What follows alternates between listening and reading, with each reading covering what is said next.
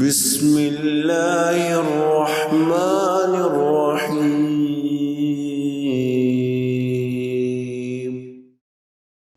اللہ رب العزت نور ہے۔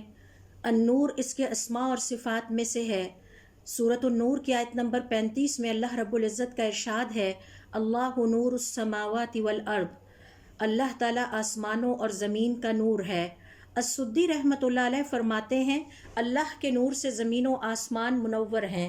ابن تیمیہ رحمۃ اللہ علیہ فرماتے ہیں، اللہ تعالیٰ آسمانوں اور زمین کا نور ہے، وہ خود بھی نور ہے اور وہ نور کے حجاب میں ہے۔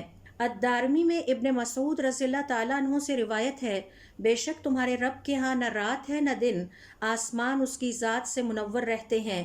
ابن عباس رضی اللہ تعالیٰ عنہ فرماتے ہیں، اگر اللہ رب العزت اپنے نور کو ظاہر کر دیں، اس کے نور کے سامنے کوئی چیز ٹھہر نہ پائے۔ ابو ذر رضی اللہ تعالیٰ عنہ فرماتے ہیں، میں نے آپ صلی اللہ علیہ وسلم سے سوال کیا کہ کیا آپ نے معراج کی رات اپنے رب کو دیکھا؟